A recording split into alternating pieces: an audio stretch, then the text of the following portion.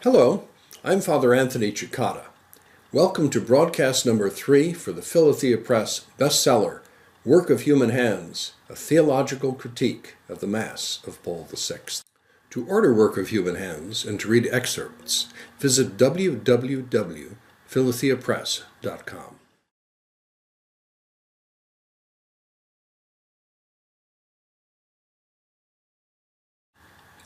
Conspiracy theory.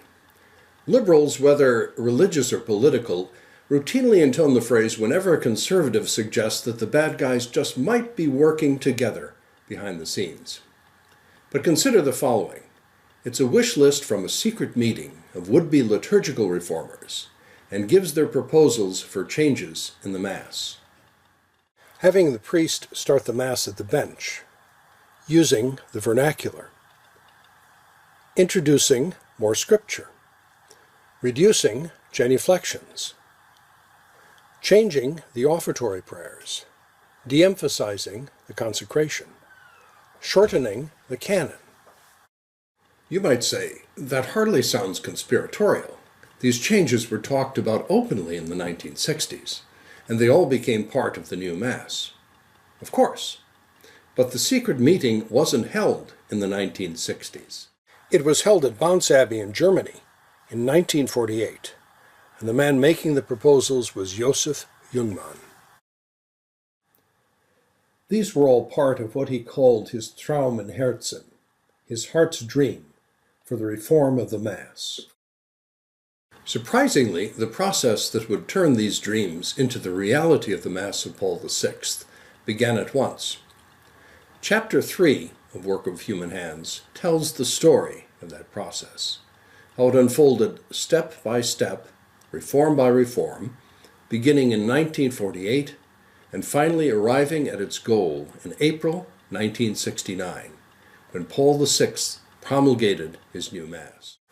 In 1948, a Vatican commission was appointed to study the question of liturgical reform.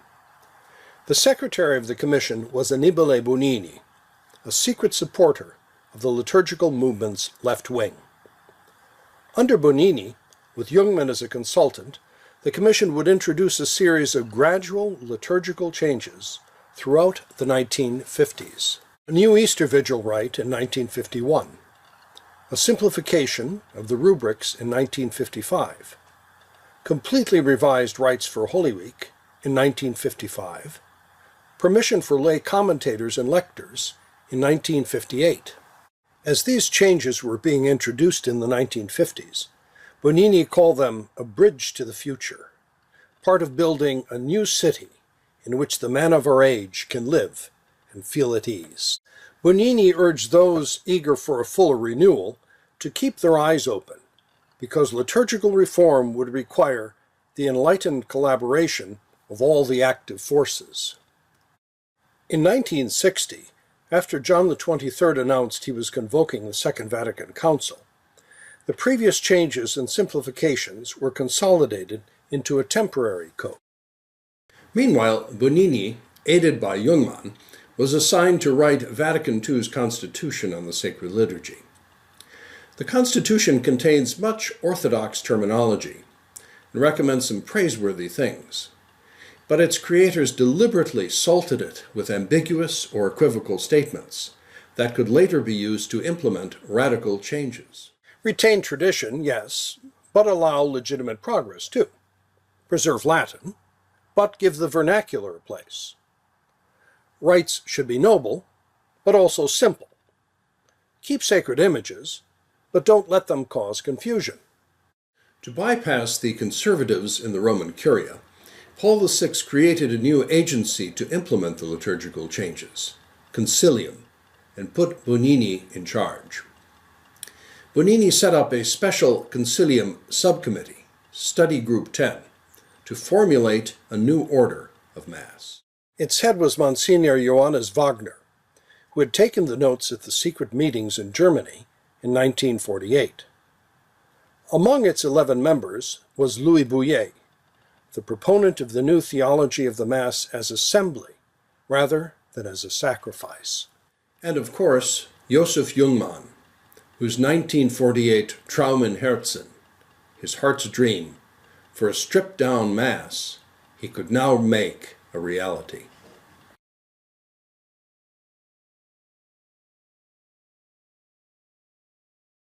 To find out how the liturgical revolutionaries slowly made the traditional Mass disappear, step by step, over 20 years, see The Creation of the New Mass, Chapter 3 of Work of Human Hands, a theological critique of the Mass of Paul VI.